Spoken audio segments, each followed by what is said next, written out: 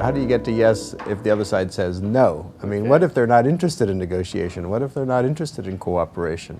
How do you deal with someone who's emotional or very rigid, refuses to even engage in negotiation? Or how do you deal with someone who uses dirty tricks? And so I wrote a book called Getting Past No.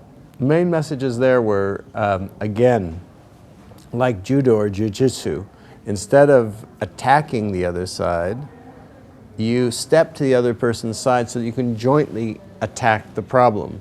And the main message there was building them a golden bridge. It comes from the Chinese military strategist of the 5th century BC. He talked about building your opponent a golden bridge to retreat across. In negotiation, I would define it more positively as how do you build a golden bridge for them to advance across towards a mutually agreeable solution. In other words, how do you make it as easy as possible for the other side to say yes? Let me give you an example. Steven Spielberg, you know, the filmmaker, when he was 15, his life was terrorized by a bully who was a couple years older than him, always beating him up, picking on him, making his life pure hell. He would run home from school dive under his bed, call out safe to himself. So one day he says, how do I get this bully off my back? You know, how can I negotiate with him? So he goes up to the bully one day, he says, you know, I'm making these little home movies. Even then he was making home movies. And he said, I'm making one about fighting the Nazis. And I was wondering if you'd like to play the war hero.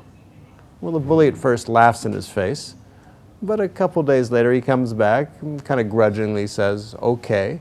So young Spielberg takes him, makes him a war hero, dresses him up with a backpack and the full works.